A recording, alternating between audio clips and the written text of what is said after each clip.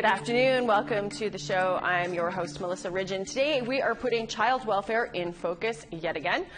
We're going to kick things off with an update on a Brandon Manitoba family that we told you about online on our website, aptnnews.ca, just before Christmas. So they went to a hospital in November to have their first baby. And after 3 days of labor, they left empty-handed, escorted out by security, all because a nurse claims that she heard the dad use, quote, unsafe language around a newborn.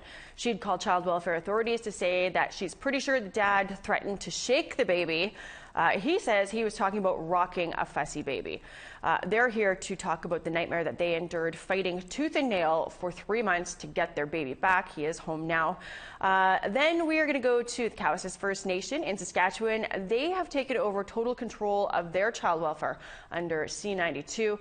Their act supersedes all provincial and federal jurisdictions that would be over their children anywhere in Canada. We're going to find out how it works. Maybe your community can use them as a template to get your own Child Welfare Act up and running. And then lastly in the show today, a much talked about story out of Manitoba where Winnipeg police issued their first Amber Alert using the province-wide notification system. How in the wake of that, many people question if the alert was warranted, but it also raises issues about child custody disputes. So we've got a reporter who's been following this story and a family lawyer who's also going to weigh in. You will not want to miss this. So as I said, we are going to begin in Brandon, Manitoba with a Dakota mom and a Métis dad who were robbed of the first 3 months of their son's life because a nurse called child welfare authorities to say that she thinks that she heard the dad say that he was going to shake the newborn.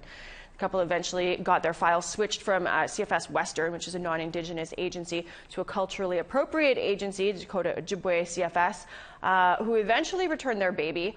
But CFS is far from out of their lives. Every week is filled with them continuing to jump through the hoops that are laid out by the agency, from meetings with social workers to visits with various workers to various courses that they're forced to take. It fills their week.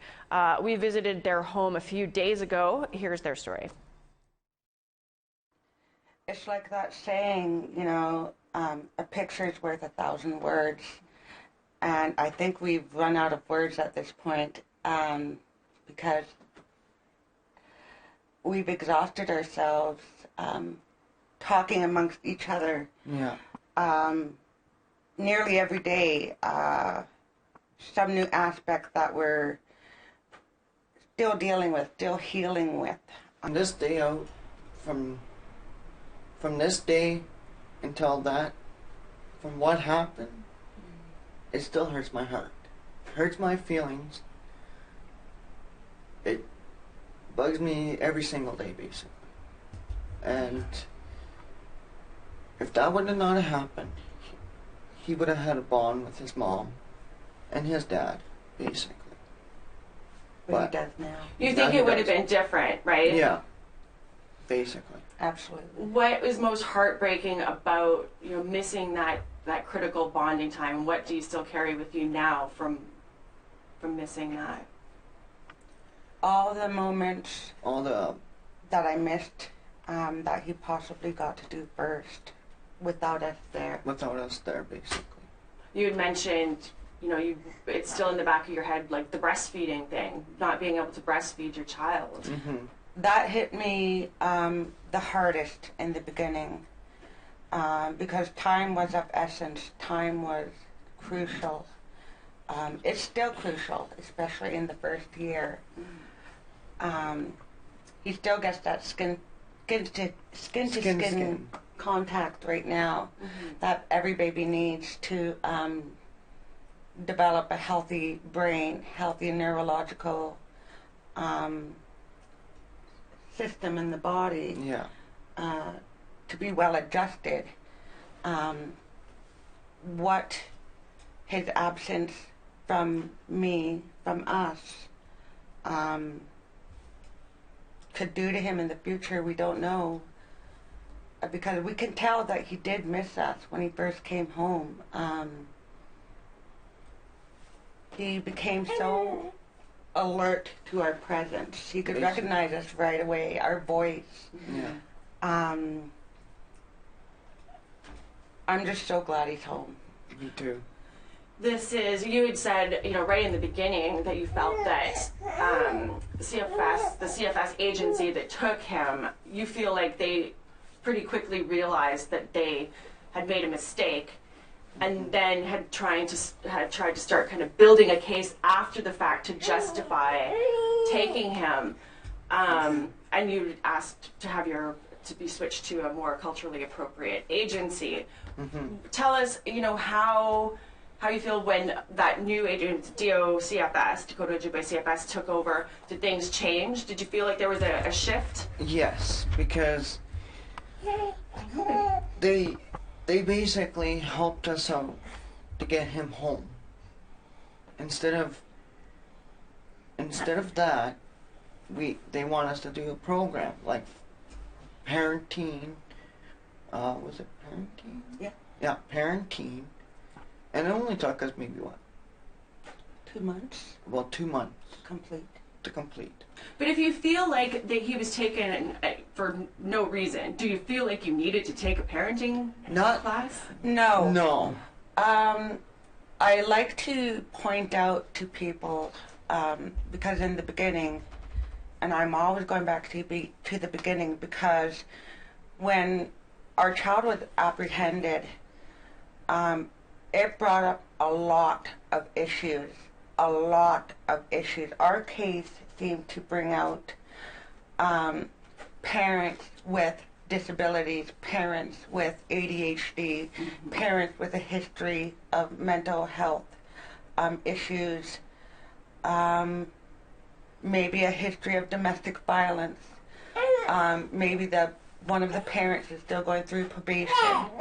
One of them is going through anger management. And I didn't even get to bring up just yet the fact that I'm Dakota and Aaron is Métis.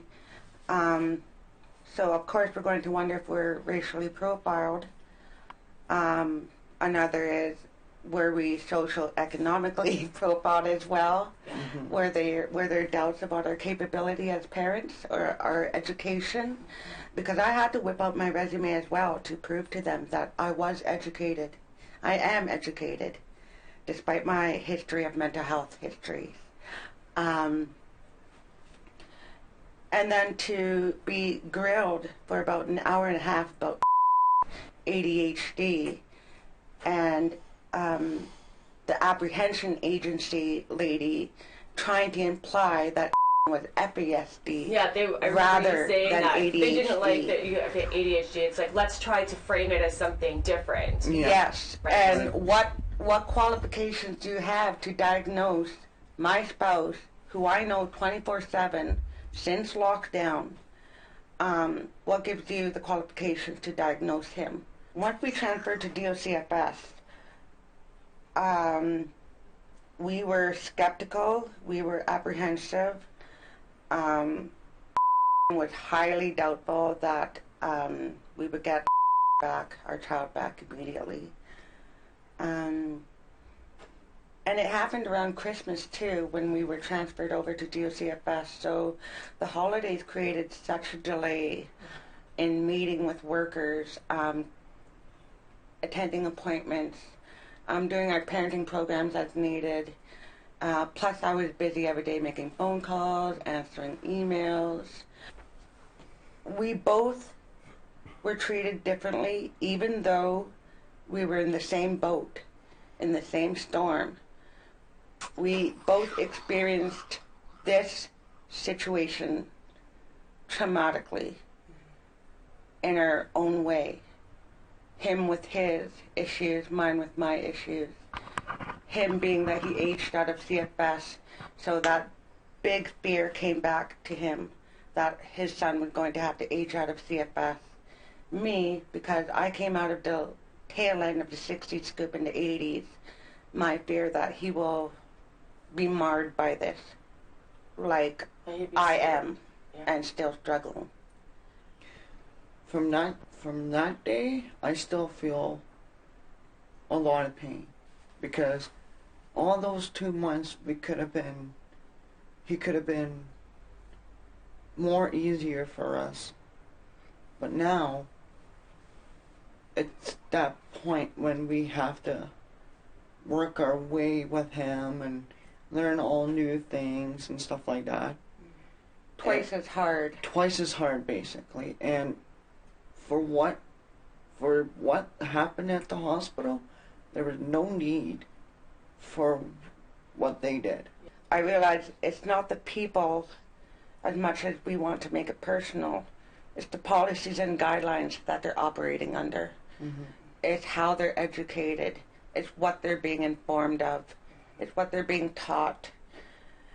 And I'd like to know if that nurse got to go home to her children on Christmas, to spend time with her children at Christmas.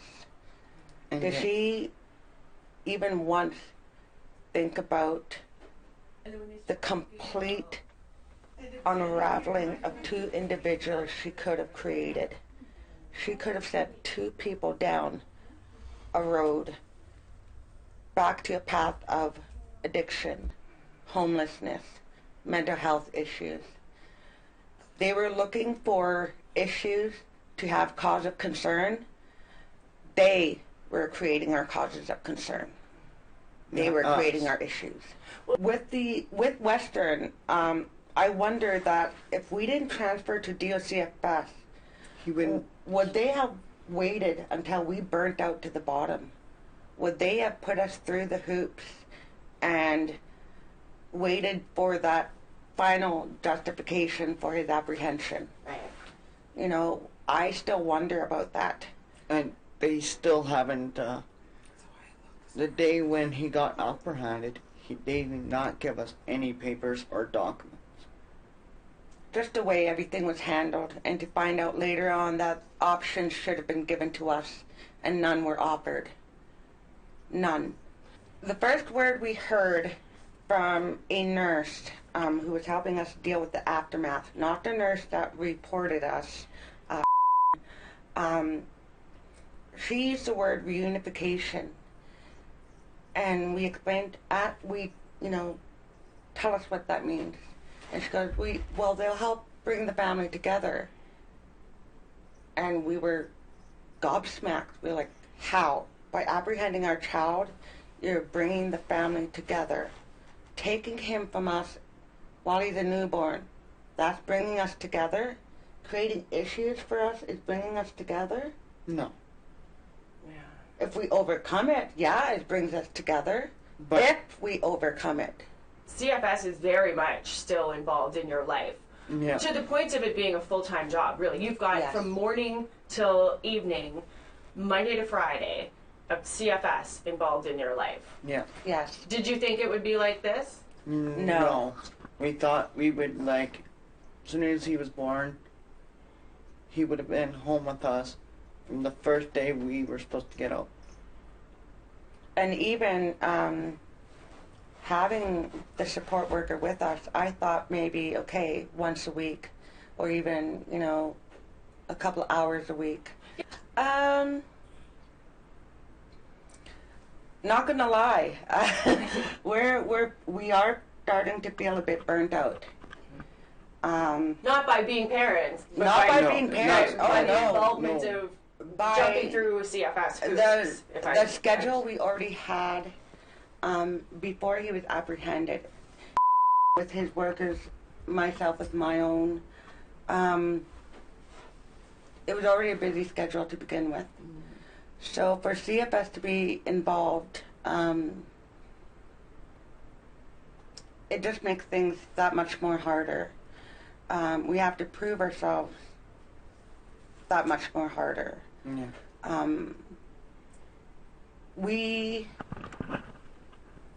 We appreciate everything DOCFS has done for us up until now, but they can extend their stay with us for as long as they want. So even though we know they're going to be with us for a couple of months more, who knows? They're still a CFS agency.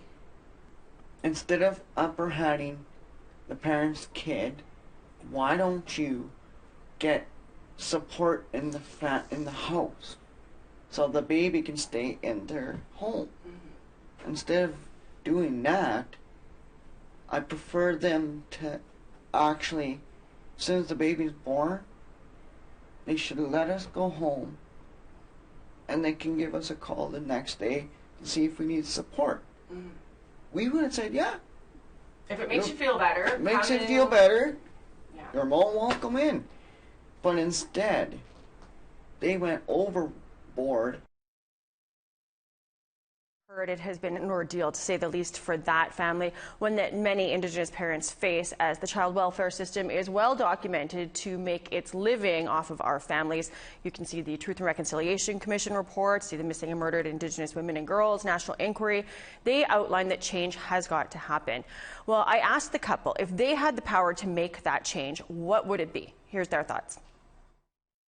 I believe that every maternity ward should have at least 2 First Nations employed on the floor, so that First Nations individuals can ask for those nurses if they feel uncomfortable with their experience in the hospital. Because I know that nurses have 12-hour shifts, so we can at least have one for the day, one for the night. The other is that if there are any concerns about the child or First Nations couples, I believe there should be at least an Aboriginal liaison in the hospital, a department, a program where we could say, hey, let's connect you to someone who can help you get the appropriate resources that you may or may not need. You know, do you need help from your band? Let's get you in touch with your band. Are you aware that you are covered for this? Do you know that you can get free supplies downtown at the Free Pregnancy Crisis Center? You know, there should be at least be something for first-time First Nations parents. Someone there to advocate for them. Hey, they just need a bit of help. Yeah. Or if there are legit concerned where it's like, okay, this child may be apprehended, so let's bring in you know, a First Nations agency. Are the parents part of a band? Great. Does that band have an agency? If not, does that region have a First Nations agency covering for that area? Okay, let's get you connected to them before we apprehend your child. Because the First Nations people are starting to govern the way children are handled in care. And it is time that we take back our power over our children and not the Western Washishu world. Kind of seems like a no-brainer. We taxpayers pay to have people come and apprehend children. Why can't we pay for people to come and support First Nations families instead of apprehending? Anyways, we have to take a break, but when we come back, we'll hear what you had to say about their case. And speaking of taking back power, which we just heard the mom mention, that's exactly what the Cowessess First Nation is doing. We head there to find out how they did it and how other communities could follow suit. Stay with us.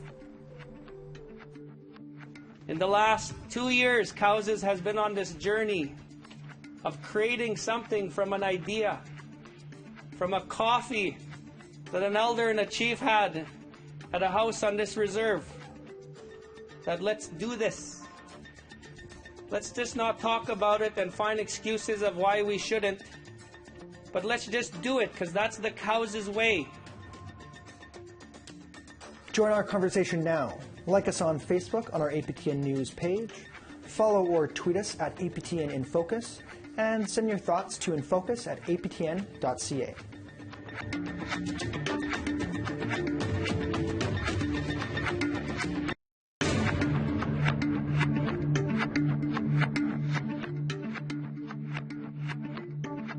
Welcome back.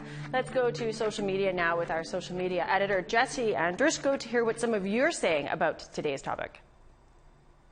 Thanks, Melissa. Online, we shared the story of a newborn that was apprehended after a nurse reported hearing unsafe language around the baby. It took 3 months to get him back. Let's take a look at some of the feedback we got online. First, from Alyssa. This is sickening and beyond disgusting. My heart breaks for this mama and baby. Roberta said, I'm due in 8 weeks with our first, and I'm honestly terrified of something like this happening to us because we're First Nations. This poor mom and dad didn't deserve that. They'll never be able to get that time back. Sharon commented, unsafe language? How many of us would lose our children if bad language is all it took?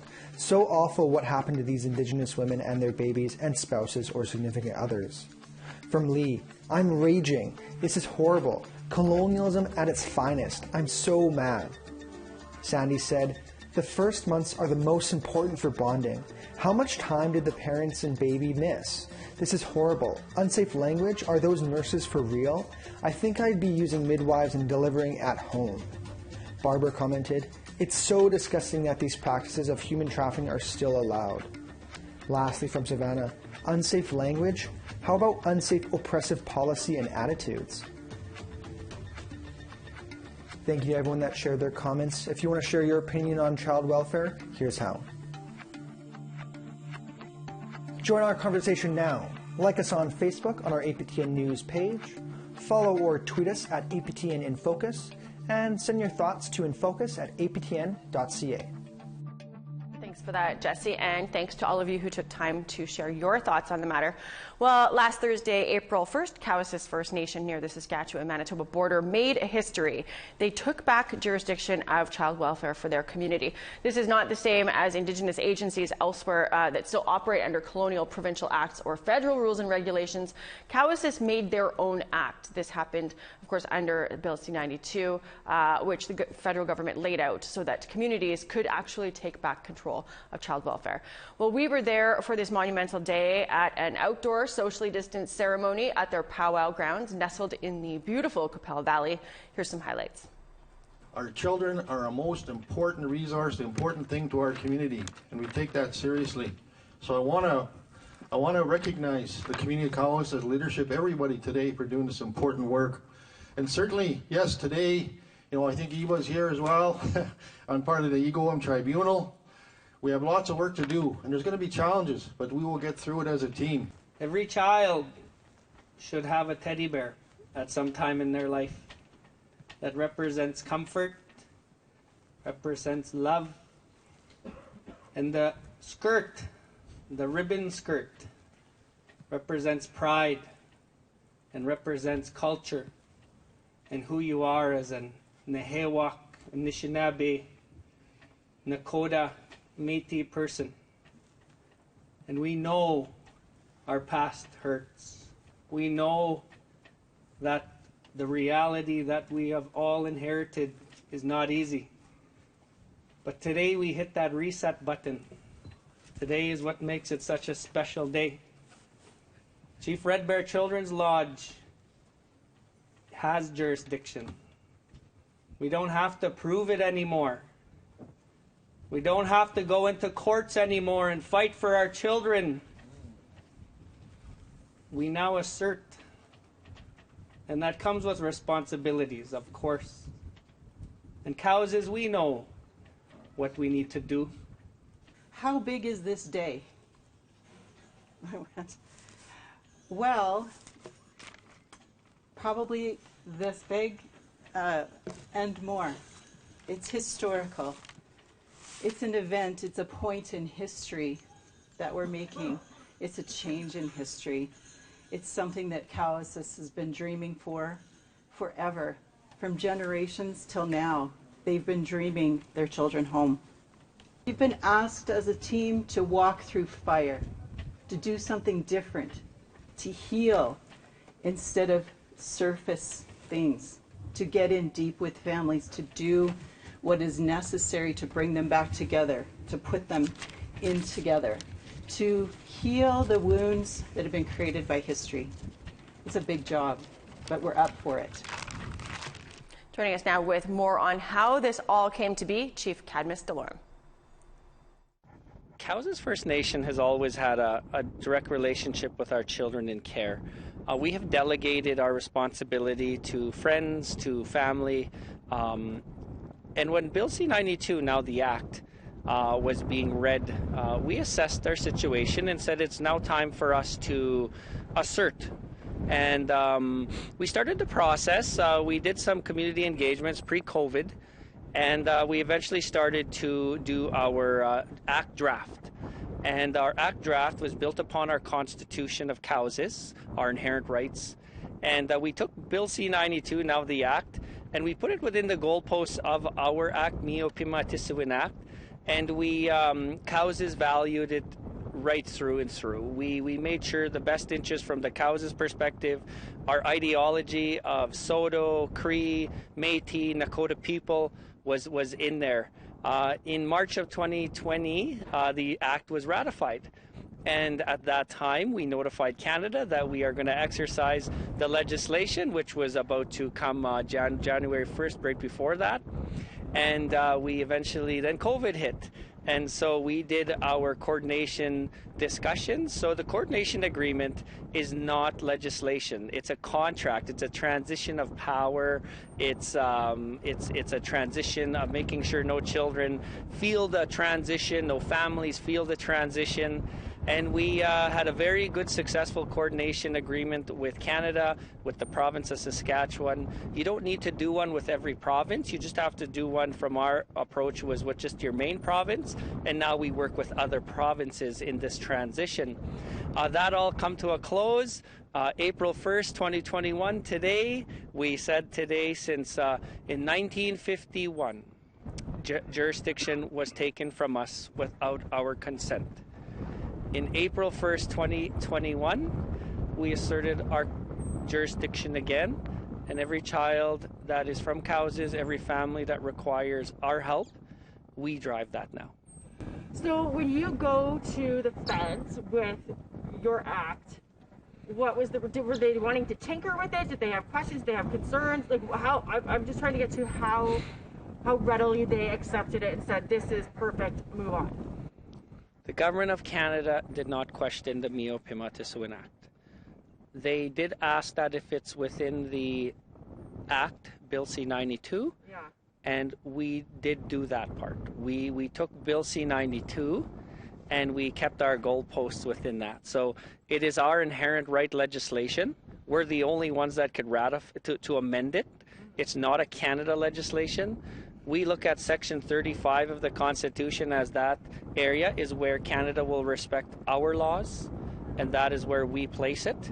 And so Canada has an obligation to respect our laws, and with it comes the fiduciary obligation. Canada nor the province questioned our Act. They had their legal assess it, and they have respectfully accepted without question. One of the approaches we did with the coordination agreement, and when I say coordination agreement, that's your relationship you have if you want it with the province and with Canada. People would question us and say, why is the province at the table? They're the ones that put us in this situation. Well, our response was, listen, we're not here to get even, get mad. We're here to get what we want. Right. And what we want is to make sure a smooth transition. And if our jurisdiction is currently at the province before April 1st, we want to make sure that we educate the province on how we see it unrolling. And so in the funding part, we use the word methodology. So funding formulas are very government-driven, bureaucratic-driven. We made sure that our methodologies were based on our values, our intergenerational trauma approach to make sure that we have enough investment to get to the end goal. We had some pretty core discussions. Of course, you agree to disagree at moments, but every time that there was a disagreement, we would educate again. And then they would explain back to us, and then we would explain back to them. And at the end of the day, we all agreed on the funding formulas, the methodologies that we approached. How is the, okay, well, one thing, what advice would you give to communities who are just starting this process? We're angry. We're upset. We don't trust the governments because of the decades of suppression. We had to reset our minds as a rights holder. We didn't go into these meetings pointing fingers, banging fists. And every time we felt that the government would go back into the archaic bureaucratic mindset, we would educate them and we would assert. We wouldn't debate. We wouldn't try and get consent. We reminded them who the rights holder was. And they never really pushed back with us. They had to go back to who they answer to, because there's lines of authority in governments. And that sometimes as the chief, I had to go right to the top and educate the ministers. Every minister I've met in this entire journey has never said no. They've always just said, I get it, chief. I understand. And we're here to make sure that we can get there. And so my advice would be is, go into these meetings open-minded. Go into these meetings understanding that we don't have to fight anymore. Our predecessors, chiefs, kokums, mushums, they fought to protect the Indian. They fought to protect us. Now today we assert. And so that's what we did. Do you think this would be happening if it was a different government? I couldn't answer that one because I give it up to the government we have right now. They never questioned us. When I was in Ottawa pre-COVID, I did meet with opposition ministers to educate them as well, and there was no negative feedback. But as far as that, I was just there to make sure that the Government of Canada, our fiduciary obligation, and our nation-to-nation with the state of Canada, that they knew what we were doing. So after we did our part, we just came home and got our house ready. There's no more silos. There's no more 30 agencies with our kids spread out. The string is attached to one place, and that's home. That's Cowes First Nation. This is coast to coast to coast jurisdiction. This isn't on reserve. Cowes is a huge First Nation. We have citizens throughout Canada. And so when we say we're calling our children home now, we're not saying physically every one of them are going to be coming to Cowes here where we stand. But what we're saying is when there's a prevention issue, when there's a protection issue, we have the jurisdiction to help you grow. And wherever you are, your string is attached to home, and we will insert our values, our approach, and we will control our destiny. How excited are they to be having this ceremony, this taking back your rights? Your rights? We had a ceremony this morning, and it was very emotional. And we're healing people. We've been through a lot, and today is a day for us to celebrate, but also to, realize that there is a better future now. It's exciting. Like I'm as the chief, I'm smiling all morning. I'm gonna make a speech this afternoon, and I'm just gonna speak from the heart because that's where this one comes from. It's not in policy, even though we have bylaws and policy to do this, but this must lead from the heart because that's how you heal. Miigwech Marcy to Cowes for having us out there for that ceremony. It was lovely to be there. Eva Coles is the CEO of the Redbear Lodge, which will be the agency on the front lines of child welfare for the community. She shared the vision for how Cowes child welfare will act. So Chief Redbear Children's Lodge was built on a dream and a vision from the Cowes people. And now we bring the children home towards their home fires, towards Cowes. In the last 6 months, we've engaged over 300 Cowes citizens and asked them what should Chief Redbear Children's Lodge be. And they've all talked about the core values that need to be the foundation, those building blocks for Chief Redbear Children's Lodge. The main building blocks that they talk to us about that will create that foundation for us to build from are connectedness, belonging, culture, and living the good life as we are together as families, that we are reconnected. So the citizens, along with our team, created the mission statement. And from today forward, for Chief Redbear Children's Lodge, the mission statement is, in honoring our nation, we are committed to a holistic, traditional, and culturally based healing model that serves our children and families. Over the next year, we will design and work together along with the provinces, Saskatchewan and across Canada, to create a family-connected model, a child welfare system that is better than we've ever seen before, and we will work towards a gradual transfer of any children that need to come home. We'll build a center of excellence. It doesn't mean that all children are coming home, as the chief said, but those that need to come home absolutely will. We are, as of today, starting Chief Redbear Children's Lodge. We will start gathering in the staff, creating the place for it to happen, and working on the model that all of the citizens told us that they wanted from us. So it will be a new service. At the center of this is healing and prevention.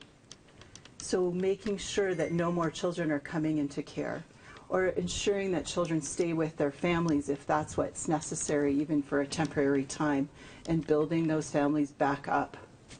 That's what we will be starting with. That's our center point. And the services that you will see from us will involve prenatal, early years, parental support, cultural connection, and the connectedness to the home fire through all different ways, supplying culture and language to children that are currently in the system.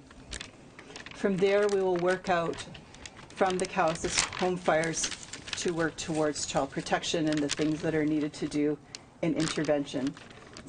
It'll be great to see as that gets going how many kids do, in fact, get to go back home.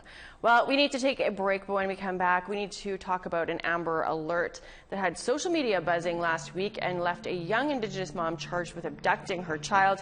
It is far from a cut and dry case, and it shone light on how a mother could be charged with such a crime when there's no court order in place that prevents her from having her child.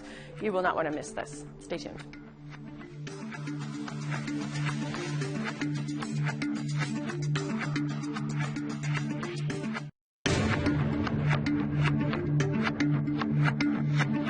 Back. Well, last week Manitobans were startled by their phones going off. A 2-year-old child had been abducted and police wanted help. Startled too was the boy's mom, who had him and received that same alert while on her way to the Ebb and Flow First Nation. She immediately went to an RCMP detachment nearby with the boy, shocked that she was the subject of such an alert. She was later charged with a relatively obscure section of the criminal code, abducting her child when a custody order isn't in place. Joining me now is reporter Daryl Stranger. He's been following this matter. So we should start by saying, a lot of what is being said about this incident, we can't report on it. We don't have proof. We can't stand it up right now, but we are working on this. Now, one of the issues that people raised was, should this alert have been made in the first place? This is the Winnipeg Police Service's first use of this provincial notification system. Right. People were saying, come on, like, is this really, a custody, a dispute between parents? Is this really what Amber Alert is for? Yeah. You asked them, like, what's the criteria for issuing this? What did they have to say? Yeah, so, they couldn't really say a whole lot about this, right? Like, they were very vague, like you said, about what they could actually tell me. Mm-hmm. I did ask, what were the grounds? What evidence did you have that the child was actually in harm? They couldn't really tell me because it was part of a criminal case, they said. Mm-hmm. But what they did share with me was the criteria for what an Amber Alert is for most jurisdictions. It's not, universal across the whole board, but mm-hmm. most of it is, the situation has to be with a child under the age of 18, and there must be an abduction. Like it says there must be an abduction, and lost or missing doesn't actually qualify in this case. Right. So it has to be an abduction.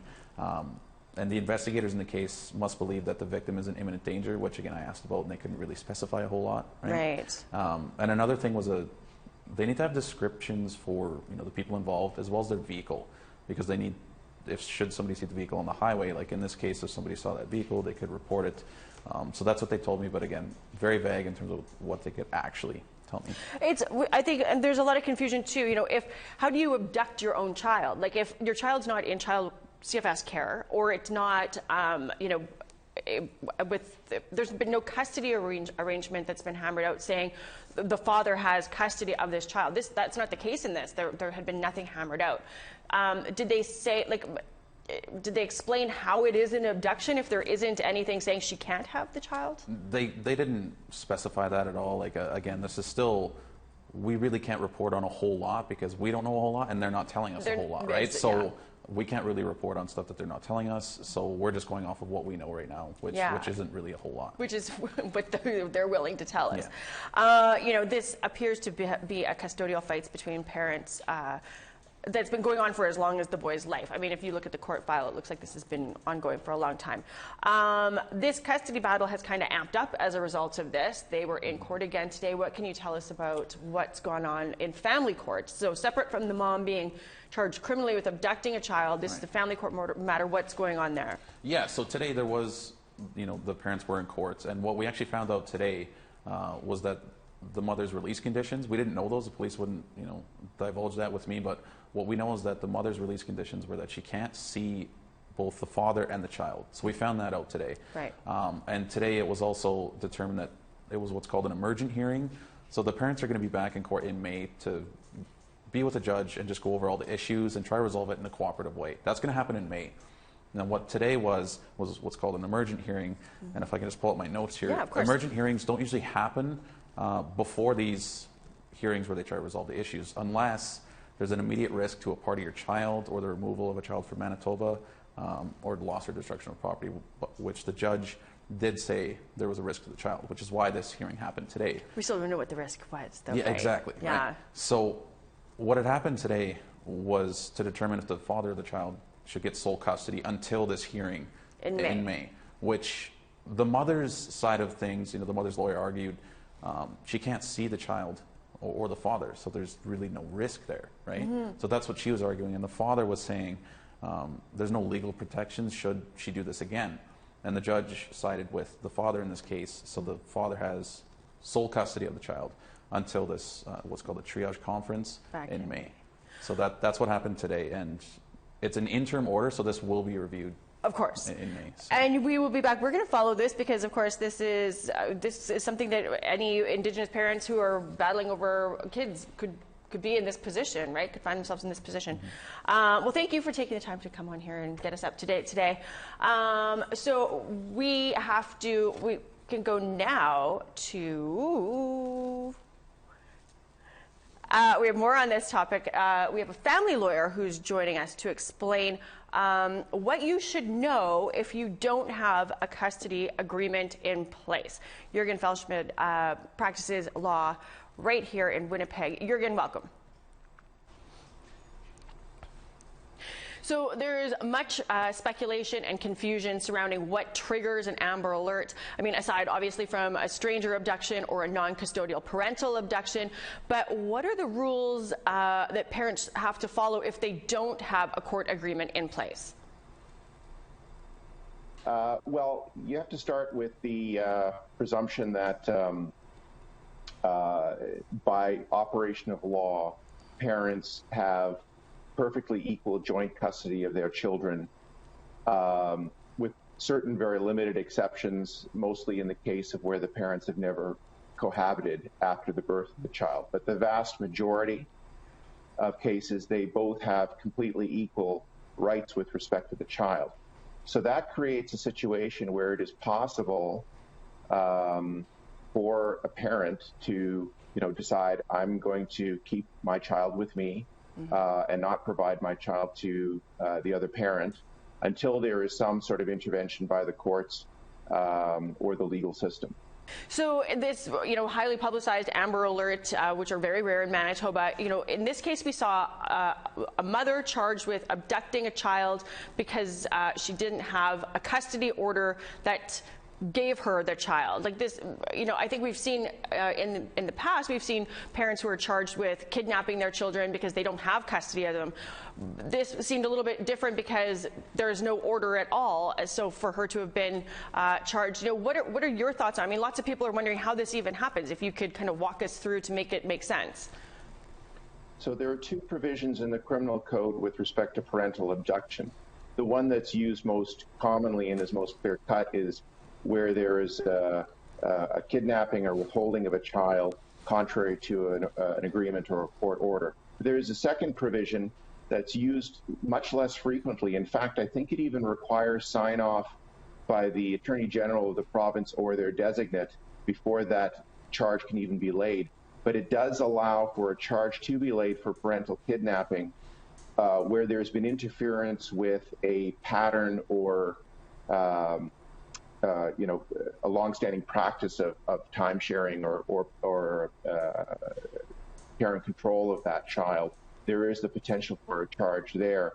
I think, and I don't know a lot about the details of this case, but what I understand is that there was some assessment by child welfare or someone that this parent represented some sort of a risk to this child. I don't know that. That is just my sort of gathering from snippets I've gathered from the media. And so that might be one of the big drivers here. I mean, I remember the Amber Alert going out. I remember it appearing on my phone. I remember it appearing on my television. I can't remember a circumstance where that's happened before.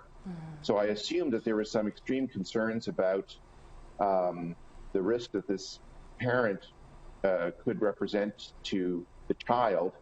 I'm assuming that based on the actions taken by authorities, but I don't know that to actually be the case. Yeah, well, and that's something that we're trying to get to the bottom of too.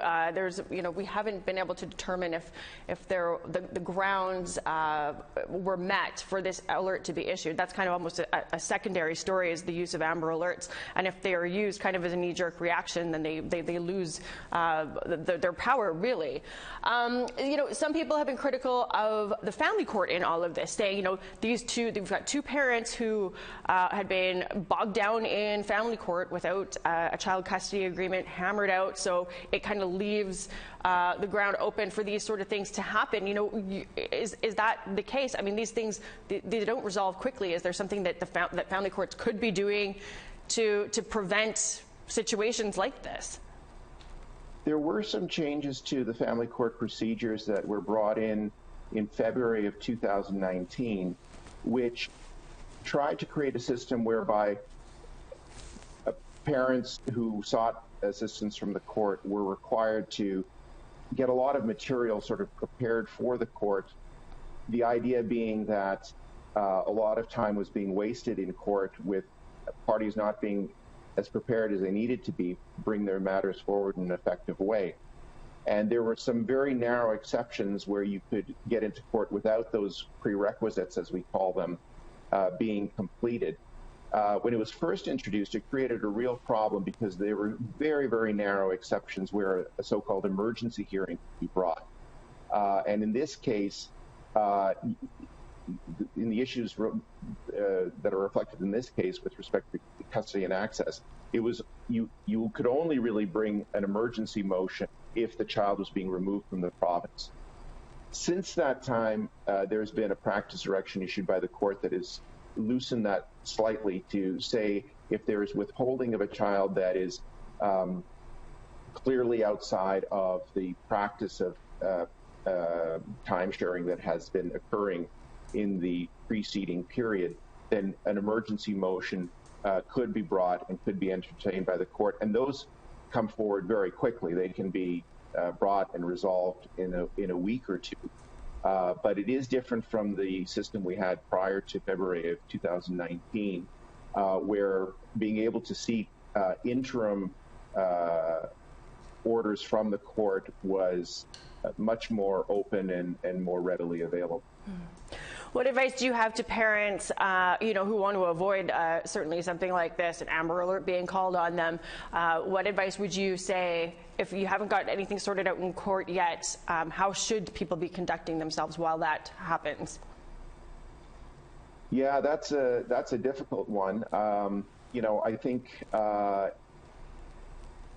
it's very difficult to give a general rule with respect to that. Again, in the absence of an agreement or an order that was violated, I'm not sure what led to all this, other than I'm assuming, as I have said, some real concerns about the risk that the parent represented to the child. Other than that, try and reach resolution as quickly as you can and have that reduced in writing in some way by an agreement. And if that fails, then you need to try and push your matter forward through the courts, with some focus and some, consistent effort to make sure that you obtain a document that clarifies the parenting with respect to the child at the earliest possible opportunity. Yeah. Well, thank you, Jürgen, for taking time to join us. Hopefully, when we're back talking next time, it's not involving, fighting over children. Yes, that would be terrific. Well, that is your show looking at child welfare matters. Covered a lot of ground here today. Hope you learned something. Thanks for tuning in. We'll see you back here next week. Have a great afternoon.